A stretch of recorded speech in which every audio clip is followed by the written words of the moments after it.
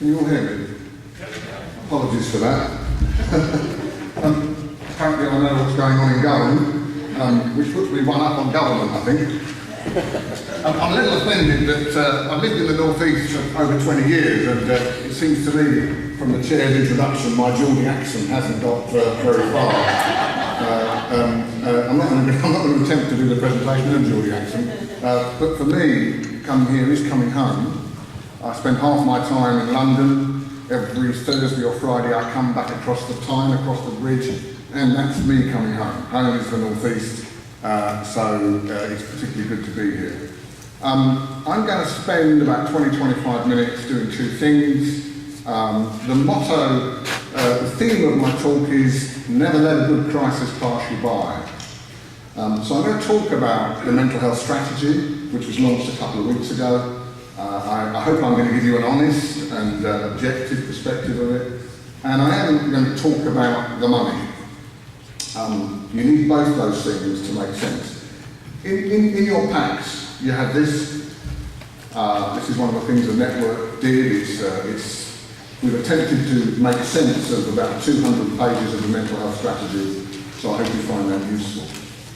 Just a couple of minutes about the network. The network is one of the Confederation's networks.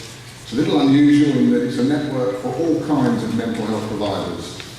If you're an NHS trust, a foundation trust, a not-for-profit or a for-profit, if you provide mental health care on behalf of the NHS, you can join.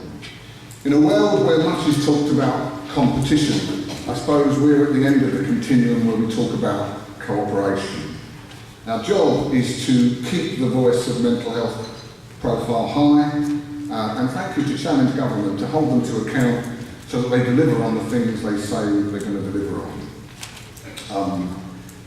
We have service users and carers on our board, we pay them. We really try to put a value into experts by experience. So hopefully what I'm going to talk to you about reflects some of that. So, about 2 weeks ago, the coalition government... Let me try and see this work. Pointed at the laptop. There we go. About 2 weeks ago, the coalition government launched its mental health strategy. These are the people that work for you. They work for you. Some of you will have voted them in. Those that didn't, hard luck. The guy in the middle, Paul Burstow, is a Liberal, and he's in charge of all of the policies that relate to mental health, learning disability, social care. And it's under his stewardship that the mental health strategy has been launched. Now that red circle really should be moved and viewed as a target and put around Andrew Lansley. In government terms, Andrew Lansley seemed to have lots of money, and lots of other government departments are trying to get his money away from him. I think I'm going to show you that he doesn't have as much money as you might think. But again, let's at least acknowledge that the coalition government's first strategy has been a mental health strategy. And I think in the world we're going into, it's better to have a strategy than not have a strategy, even if this one, being written first, has been landed in the middle of a set of reforms before they're completed. So it's actually proved to be quite difficult. Before I get into the strategy, I do need to talk about money. I'm not going to spend too much time on this. You all listen to the news, you all read the newspaper, you all read articles. You know the situation that, well, most of the world that this country's in. But I'm going to talk about something called the Comprehensive Spending Review. The government, and particularly the Treasury inside the government, carried out a review, as you know, to try and save money. This review lasts for about 4 years. It goes from 2011 to 2015. And the good news is, at least the headline figure, is the NHS will have an increase in spending. So by 2015, you will be paying in your taxes £114 billion a year for the NHS. I hear you say a bargain. But believe me, if you were living in other parts of the world, and I visited some of them, you would say that was a bargain. Forget our GPs and whether they can commission or not. Our primary care is the envy of the world. So that 114 billion actually is something we probably should be quite proud of. In the league table, we're about middle of the league in terms of our GDP. In terms of all of our gross product, we're about middle of the league in terms of how much we spend. And regardless of what you hear from politicians, a lot of our outcomes are pretty bloody good. So if you really look at the figures around cancer outcomes and look at what's happening to the trend is they're improving dramatically. Although you wouldn't think that if you listened to some of the coverage. So a bit of a plea really to recognise the NHS for what it is and not to be naive, but to be proud of it. It's something that I think is delivered consistently. There's an extra £2 billion from that money going to social care. That's NHS money going to social care. That's money very well spent. The social care system, and you'll hear later, local government are under huge pressures. If you think after my speech that the NHS is under pressure, listen to the discussions about local government.